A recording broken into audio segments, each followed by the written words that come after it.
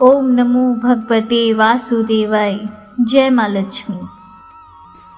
जय श्री राधे कृष्ण। दोस्तों, भगवान श्री हरि की कृपा आपके जीवन में हमेशा बनी रहे। इस वीडियो में मैं आज आपको गुरुवार की व्रत कथा का श्रवण कराने जा रही हूँ। गुरुवार को बृहस्पति देव की पूजा करने से धन, विद्या, मान सम्मान, प्रतिष्ठा और कई अन्य मनोवांछित फल की प्राप्ति होती है। गुरुवार के दिन व्रत और कथा सुनने से घर परिवार में सुख समृद्धि बनी रहती है। ऐसा माना जाता है कि अगर आज के दिन आप व्रत ना भी रख पाएं तो भी आपको बृहस्पतिवार की व्रत कथा का श्रवण जरूर करना चाहिए। इससे आपको व्रत के समान ही पुण्य फल की प्राप्ति होती है। आइए कथा प्रारंभ करते हैं। प्रेम से बोलिए भगवान श्री हरि विष्णु की जय। प्राचीन काल की बात है।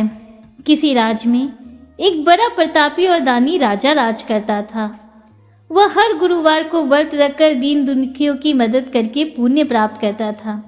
परंतु ये सब बातें उसकी रानी को अच्छी नहीं लगती थीं। वह ना तो व्रत रखती और ना ही दान पुण्य में विश्वास रखती थी। इतना ही नहीं, वह राजा को भी ऐसा करने से मना करती थी। एक समय की बात है, राजा शिकार खेलने वन गए। घर पर रानी और दासी थी। उसी समय गुरु बृहस्पति देव साधु का रूप धारण कर राजा के दरवाजे पर भिक्षा मांगने आए। साधु ने जब रानी से भिक्षा मांगी तो वो कहने लगी, हे साधु महाराज, मैं इस दान और पुण्य से तंग आ गई हूँ। आप कोई ऐसा उपाय बताएं जिससे कि सारा धन नष्ट हो जाए और मैं आराम से रह सकूं। इतना सुनकर बृहस्पति देव ने कहा, हे देवी, तुम तो बड़ी विचित्र हो। संतान और धन से भी कोई दुखी होता है?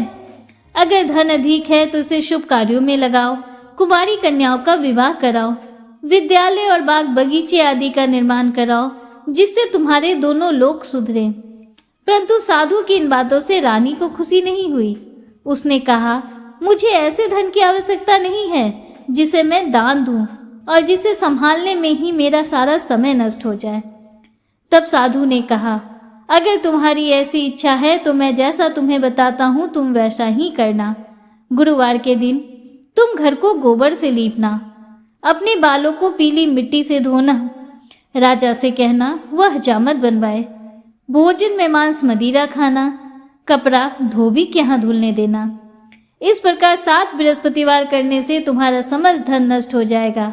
इतना कहकर साधु के रूप में बृहस्पति देव वहां से अंतर ध्यान हो गए। साधु के अनुसार कई बातों को पूरा करते हुए रानी को केवल 3 बृहस्पतिवार ही बीते थे कि उसकी समस्त धन संपत्ति नष्ट हो गई। भोजन के लिए राजा का परिवार तरसने लगा। तब एक दिन राजा ने रानी से कहा, हे रानी, तुम यहाँ पर रहो, मैं दूसरे देश को जाता हूँ, क्योंकि यहाँ पर सभी लोग मुझे जानते हैं, इसलिए मैं कोई छोटा कार्य नहीं कर सकता। ऐसा कहकर राजा दूसरे देश चला गया। वहां वह जंगल से लकड़ी काट कर लाता और शहर में बेचता। इस तरह वह अपना जीवन व्यतीत करने लगा। इधर राजा के परदेश जाते ही रानी और दासी दुखी रहने लगी। एक बार जब रानी और दासी को 7 दिन तक बिना भोजन के रहना पड़ा तो रानी ने अपनी दासी से कहा, हे दासी, यहाँ पासी के नगर में मेरी बहन रहती है, वह बड़ी धनवान है। तू उसके पास जा और कुछ ले आ ताकि थोड़ी बहुत गुजर बसर हो जाए। दासी रानी की बहन के पास गई। उस दिन गुरुवार था और रानी की बहन उस समय बृहस्पतिवार व्रत की कथा सुन रही थी। दासी ने रानी की बहन को अपनी रानी का संदेश दिया, लेकिन रानी की बहन ने कोई उत्तर नहीं दिया। जब दासी को रानी की बहन से कोई उत्तर नहीं मिला तो वह बहुत दुखी हुई। उसे क्रोध भी आया। दासी ने वापस आकर रानी को सारी बात बता दी। यह सुनकर रानी ने अपने भाग्य को कोसा। उधर रानी की बहन ने सोचा, मेरी बहन की दासी आई थी परंतु मैं उससे नहीं बोली, इससे वो बहुत दुखी हुई होगी। कथा सुनकर और पूजा समाप्त करके वो अपनी बहन के घर आई और कहने लगी, हे बहन, मैं बृहस्पतिवार का व्रत कर रही थी। तुम्हारी दासी मेरे घर आई थी, परंतु जब तक कथा होती है तब तक ना तो उठते हैं और ना ही बोलते हैं। इसलिए मैं नहीं बोली। बताओ दासी क्यों आई थी? रानी बोली, बहन तुमसे क्या छुपाऊं, हमारे घर में खाने तक को अनाज नहीं है। ऐसा कहते कहते रानी की आंखें भर आई। उसने दासी समेत पिछले 7 दिनों से भूखे रहने की पूरी बात अपनी बहन को बता दी। रानी की बहन बोली, देखो बहन, भगवान बृहस्पति देव सबकी मनोकामनाओं को पूर्ण करते हैं। देखो शायद तुम्हारे घर में अनाज रखा हो। पहले तो रानी को विश्वास नहीं हुआ, पर बहन के आग्रह करने पर उसने अपनी दासी को अंदर भेजा तो उसे सचमुच अनाज से भरा एक घड़ा मिल गया। यह देखकर दासी को बड़ी हैरानी हुई। दासी रानी से कहने लगी, हे रानी, जब हमको भोजन नहीं मिलता तो हम रोज ही व्रत करते हैं, इसलिए क्यों न इनसे व्रत और की विधि और कथा पूछ ली जाए ताकि हम भी उसे किया करें। तब रानी ने अपनी बहन से बृहस्पतिवार व्रत के बारे में पूछा। रानी की बहन ने बताया, बृहस्पतिवार के व्रत में चने की दाल और मुनक्का केले की जड़ में अर्पित करें तथा दीपक जलाएं, व्रत कथा सुने और पीला भोजन ही करें। इससे बृहस्पति देव और भगवान विष्णु प्रसन्न होते हैं। व्रत और पूजा की विधि बताकर रानी की बहन अपने घर को लौट गई। 7 दिन बाद जब गुरुवार आया तो रानी और दासी ने व्रत रखा। घुड़साल में जाकर चना और गुड़ बीन लाई, फिर उससे केले की जड़ तथा विष्णु भगवान की पूजा की। अब पीला भोजन कहाँ से आए? लेकिन उन्होंने व्रत रखा था, इसलिए बृहस्पति देव उनसे प्रसन्न थे। वह एक साधारण व्यक्ति का रूप धारण कर 2 थालों में पीला भोजन दासी को दे गए। भोजन पाकर दासी बड़ी प्रसन्न हुई और फिर रानी के साथ मिलकर भोजन ग्रहण किया। उसके बाद वह सभी गुरुवार को व्रत और पूजा करने लगी। बृहस्पति देव की कृपा से उनके पास फिर से धन संपत्ति आ गई, परंतु रानी फिर पहले की तरह आलस्य करने लगी। तब दासी बोली, देखो रानी, तुम पहले भी इसी प्रकार आलस्य करती थी। तुम्हें धन के रखने में कष्ट होता था, इस कारण सभी धन नष्ट हो गया, और जब बृहस्पति देव की कृपा से धन मिला है तो तुम्हें फिर से आलस्य होने लगा है। रानी को समझाते हुई दासी कहती है, बड़ी मुसीबतों के बाद हमने ये धन पाया है, इसलिए हमें दान पुण्य करना चाहिए, भूखों को भोजन कराना चाहिए और धन को शुभ कार्यों में खर्च करना चाहिए। इससे तुम्हारे कुल का यश बढ़ेगा, स्वर्ग की प्राप्ति होगी और पितर भी प्रसन्न होंगे। दासी की बात मानकर रानी अपना धन शुभ कार्यों में खर्च करने लगी। इससे पूरे नगर में उसका यश बढ़ने लगा।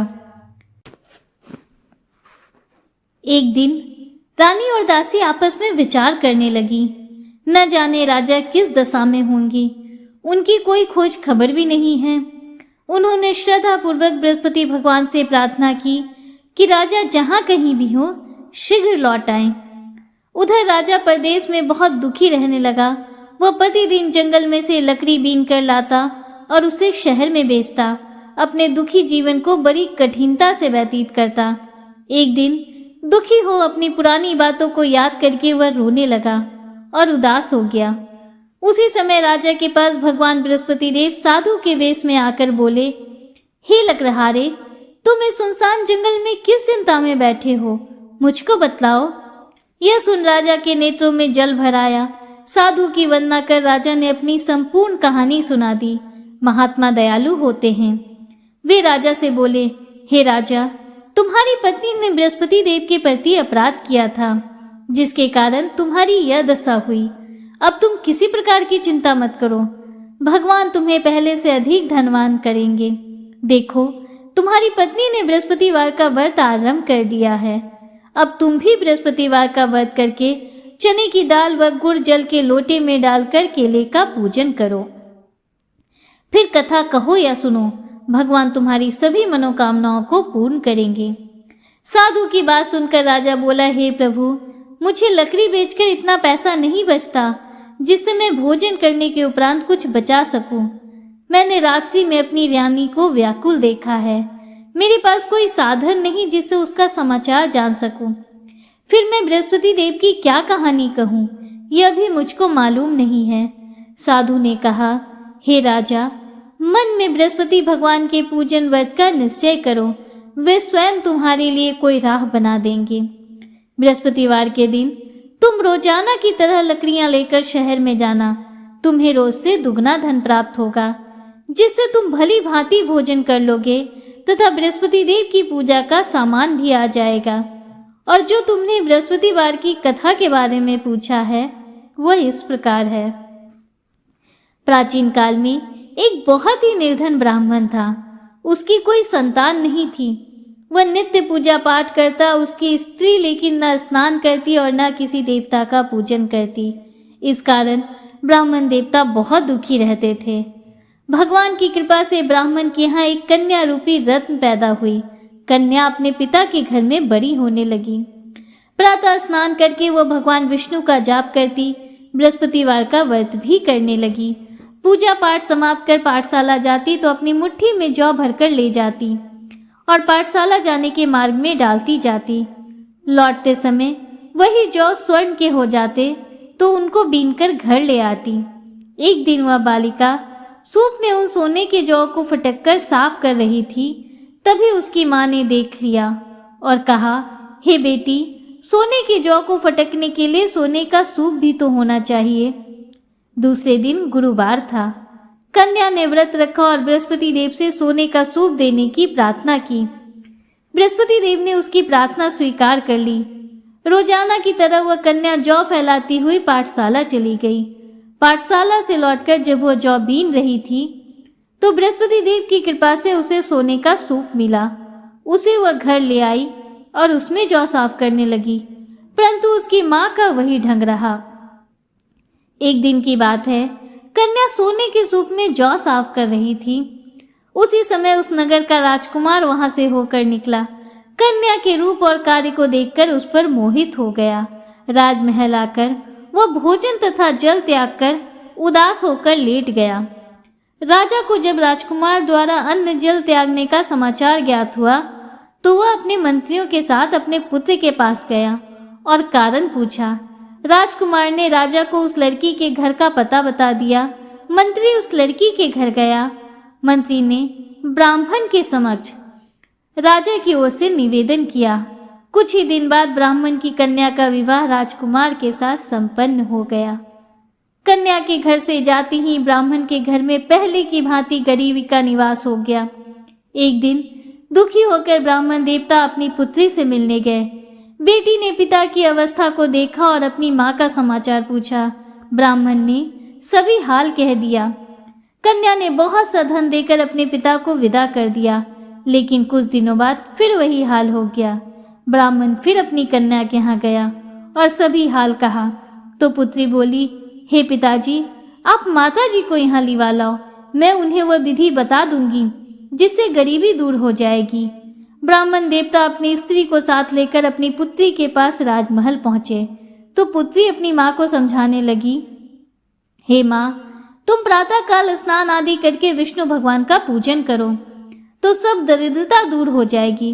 परंतु उसकी माँ ने उसकी एक भी बात नहीं मानी। वह प्रातःकाल उठकर अपनी पुत्री का बचा जूठन खा लेती थी। एक दिन उसकी पुत्री को बहुत गुस्सा आया। उसने अपनी माँ को एक कोठरी में बंद कर दिया। प्रातः उसे स्नान आदि करा के पूजा पाठ कराया तो उसकी माँ की बुद्धि भी ठीक हो गई। इसके बाद वह नियम से पूजा पाठ करने और प्रत्येक बृहस्पतिवार को व्रत रखने लगी। इस व्रत के प्रभाव से मृत्यु के बाद वह स्वर्ग को गई। वह ब्राह्मण भी सुखपूर्वक इस लोक का सुख भोग कर स्वर्ग को प्राप्त हुआ। इस तरह कहानी कहकर साधु देवता वहां से लोप हो गए। धीरे धीरे समय व्यतीत होने पर फिर बृहस्पतिवार का दिन आया। राजा जंगल से लकड़ी काटकर शहर में बेचने गया। उसे उस दिन और दिनों से अधिक धन मिला। राजा ने चना गुड़ आदि लाकर बृहस्पतिवार का व्रत किया। उस दिन से उसके सभी क्लेश दूर हुए। परंतु जब अगले गुरुवार का दिन आया तो वह बृहस्पतिवार का व्रत करना भूल गया। इस कारण बृहस्पति भगवान नाराज हो गए। उस दिन उस नगर के राजा ने विशाल यज्ञ का आयोजन किया और पूरे नगर में यह घोषणा करवा दी कि सभी लोग मेरे यहाँ भोजन करने आए, किसी के घर चूल्हा न जले। इस आज्ञा को जो न मानेगा उसको फांसी दे दी जाएगी। राजा की आज्ञा अनुसार राजा के सभी निवासी राजा के भोज में सम्मिलित हुए, लेकिन लकड़हारा कुछ देर से पहुंचा, इसलिए राजा उसको अपने साथ महल में ले गए। जब राजा लकड़हारे को भोजन करा रहे थे तो रानी की दृष्टि उस खूंटी पर पड़ी जिस पर उसका हार लटका हुआ था। उसे हार खूंटी पर लटका दिखाई नहीं दिया। रानी ने निश्चय किया कि मेरा हार इसी लकड़हारे ने चुरा लिया है।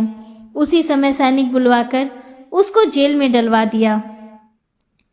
लकड़हारा जेल में विचार करने लगा कि न जाने कौन से पूर्व जन्म के कर्म से मुझे यह दुख प्राप्त हुआ, और उसी साधु को याद करने लगा जो जंगल में मिला था। तत्काल बृहस्पति देव साधु के रूप में प्रकट हो गए और कहने लगे, अरे मूर्ख, तूने बृहस्पति देव की कथा नहीं कही, इसी कारण तुझे दुख प्राप्त हुआ है। अब चिंता मत कर, बृहस्पतिवार के दिन जेल खाने के दरवाजे पर तुझे 4 पैसे जड़े मिलेंगे। उनसे तू बृहस्पतिवार की पूजा करना, तेरे सभी कष्ट दूर हो जाएंगे। अगले बृहस्पतिवार उसे जेल के द्वार पर 4 पैसे मिले। राजा ने पूजा का सामान मंगवाकर कथा कही और प्रसाद बांटा। उसी रात्रि में बृहस्पति देव ने उस नगर के राजा को स्वप्न में कहा, हे राजा, तूने जिसे जेल में बंद किया है उसे कल छोड़ देना, वह निर्दोष है। राजा प्रातःकाल उठा और खूंटी पर हार टंगा देकर लकड़हारे को बुलाकर क्षमा मांगी तथा राजा के योग सुंदर वस्त्र आभूषण भेंट देकर उसे विदा किया। गुरुदेव की आज्ञा अनुसार राजा अपने नगर को चल दिया। राजा जब नगर के निकट पहुंचा तो उसे बड़ा ही आश्चर्य हुआ। नगर में पहले से अधिक बाग, तालाब और कुएं तथा बहुत सी धर्मशालाएं, मंदिर आदि बने हुए थे। राजा ने पूछा, यह किसका बाग और धर्मशाला है? तब नगर के सब लोग कहने लगे कि यह सब रानी और दासी द्वारा बनवाए गए हैं। राजा को आश्चर्य हुआ और गुस्सा भी आया कि उसकी अनुपस्थिति में रानी के पास धन कहाँ से आया होगा। जब रानी ने यह खबर सुनी कि राजा आ रहे हैं तो उसने अपनी दासी से कहा, हे दासी, देख राजा हमको कितनी बुरी हालत में छोड़ गए थे। वह हमारी ऐसी हालत देखकर लौट न जाएं, इसलिए तू दरवाजे पर खड़ी हो जा। रानी की आज्ञा अनुसार दासी दरवाजे पर खड़ी हो गई और जब राजा आए तो उन्हें अपने साथ महल में लेवा लाई। तब राजा ने क्रोध करके अपनी तलवार निकाली और पूछने लगा, बताओ यह धन तुम्हें कैसे प्राप्त हुआ है? तब रानी ने सारी कथा कह सुनाई। राजा ने निश्चय किया कि मैं रोजाना दिन में 3 बार कथा कहा करूंगा तथा रोज ही व्रत किया करूंगा। अब हर समय राजा के दुपट्टे में चने की दाल बंधी रहती तथा वह दिन में 3 बार कथा कहता। एक रोज राजा ने विचार किया, चलो अपनी बहन के यहाँ हो आऊं। इस तरह का निश्चय कर राजा घोड़े पर सवार हो अपनी बहन के यहाँ चल दिया। मार्ग में उसने देखा कुछ आदमी एक मुर्दे को लिए जा रहे हैं। उन्हें रोककर राजा कहने लगा, अरे भाइयों, मेरे बृहस्पति की कथा सुन लो। वे बोले, लो हमारा तो आदमी मर गया है, इसको अपनी कथा की पड़ी है। परंतु कुछ आदमी बोले, अच्छा कहो, हम तुम्हारी कथा भी सुनेंगे। राजा ने दाल निकाली और कथा कहनी शुरू कर दी। जब कथा आधी हुई तो मुर्दा हिलने लगा और जब कथा समाप्त हुई तो राम राम करके वह मुर्दा खड़ा हो गया। राजा आगे बढ़ा। उसे चलते चलते शाम हो गई। आगे मार्ग में उसे एक किसान खेत में हल चलाता मिला। राजा ने उससे कथा सुनने का आग्रह किया, लेकिन वह नहीं माना। राजा आगे चल पड़ा। राजा के हटते ही बैल पछाड़ खाकर गिर गए तथा किसान के पेट में बहुत जोर से दर्द होने लगा। उसी समय किसान की माँ रोटी लेकर आई। उसने जब देखा तो अपने पुत्र से सब हाल पूछा। बेटे ने सभी हाल बता दिया। बुढ़िया दौड़ी दौड़ी उस घुड़सवार के पास गई और उससे बोली, मैं तेरी कथा सुनूंगी, तू अपनी कथा मेरे खेत पर ही चलकर कहना। राजा ने लौटकर बुढ़िया के खेत पर जाकर कथा कही, जिसके सुनते ही बैल खड़े हो गए तथा किसान के पेट का दर्द भी बंद हो गया। राजा अपनी बहन के घर पहुंच गया। बहन ने भाई की खूब मेहमानी की। दूसरे रोज प्रातःकाल राजा जागा तो वह देखने लगा कि सब लोग भोजन कर रहे हैं। राजा ने अपनी बहन से जब पूछा, ऐसा कोई मनुष्य है जिसने भोजन नहीं किया हो, जो मेरी बृहस्पतिवार की कथा सुन ले? बहन बोली, हे भैया, यह देश ऐसा ही है। पहले यहाँ के लोग भोजन करते हैं, बाद में अन्य कार्य करते हैं। फिर वह एक कुम्हार के घर गई जिसका लड़का बीमार था। उसे मालूम हुआ कि उसके यहाँ 3 दिन से किसी ने भोजन नहीं किया है। रानी ने अपने भाई की कथा सुनने के लिए कुम्हार से कहा। वह तैयार हो गया। राजा ने जाकर बृहस्पतिवार की कथा कही, जिसको सुनकर उसका लड़का ठीक हो गया। अब तो राजा की प्रशंसा होने लगी। एक दिन राजा ने अपनी बहन से कहा, हे बहन, मैं अब अपने घर जाऊंगा, तुम भी तैयार हो जाओ। राजा की बहन ने अपनी सास से अपने भाई के साथ जाने की आज्ञा मांगी। सास बोली, हाँ चली जा, परंतु अपने लड़कों को मत ले जाना, क्योंकि तेरे भाई की कोई संतान नहीं होती है। बहन ने अपने भाई से कहा, हे भैया, मैं तो चलूंगी, परंतु कोई बालक नहीं जाएगा। राजा ने कहा, जब कोई बालक नहीं जाएगा तब तुम ही जाकर क्या करोगी? ऐसा कहकर अपनी बहन को भी छोड़कर दुखी मन से राजा अपने नगर को लौट आया। राजा ने अपनी रानी से सारी कथा बताई और बिना भोजन किए सैया पर लेट गया। रानी बोली, हे प्रभु, बृहस्पति देव ने हमें सब कुछ दिया है, वे हमें संतान अवश्य देंगे। उसी रात बृहस्पति देव ने राजा को स्वप्न में कहा, हे राजा, उठ, सभी सोच त्याग दे, तेरी रानी गर्भवती है। राजा को यह जानकर बड़ी खुशी हुई। 9वें महीने रानी के गर्भ से एक सुंदर पुत्र पैदा हुआ। तब राजा बोला, हे रानी, स्त्री बिना भोजन के रह सकती है, परंतु बिना कहे नहीं रह सकती। जब मेरी बहन आए तो मुझसे कुछ मत कहना। रानी ने हाँ कर दी। जब राजा की बहन ने यह शुभ समाचार सुना तो वह बहुत खुश हुई तथा बधाई लेकर अपने भाई के यहाँ गई। रानी ने तब उसे आने का उलाहना दिया। जब भाई अपने साथ ला रहे थे तब टाल गई, उनके साथ न आई और आज अपने आप ही भागी भागी बिना बुलाए आ गई। तो राजा की बहन बोली, भाई, मैं इस प्रकार ना कहती तो तुम्हारे घर औलाद कैसे होती? बृहस्पति देव सभी कामनाएं पूर्ण करते हैं। जो सद्भावना पूर्वक बृहस्पतिवार का व्रत करता है एवं कथा पढ़ता है अथवा सुनता है और दूसरों को सुनाता है, भगवान बृहस्पति उसकी सभी मनोकामनाएं पूर्ण करते हैं, उनकी सदैव रक्षा करते हैं। जो संसार में सद्भावना से गुरुदेव का पूजन एवं व्रत सच्चे हृदय से करते हैं, जैसी सच्ची भावना से रानी और राजा ने बृहस्पति देव की कथा का गुणगान किया, तो उनकी सभी इच्छाएं बृहस्पति देव ने पूर्ण की। अनजाने में भी बृहस्पति देव की उपेक्षा न करें, ऐसा करने से सुख शांति नष्ट हो जाती है। इसलिए सबको कथा सुनने के बाद प्रसाद लेकर जाना चाहिए। हृदय से उनका मनन करते हुए जयकार बोलना चाहिए। बोलिए भगवान बृहस्पति देव की जय, भगवान श्री हरि विष्णु की जय। दोस्तों, उम्मीद करती हूँ कि गुरुवार की यह व्रत कथा आपको पसंद आई होगी और वीडियो आपको अच्छा लगा होगा।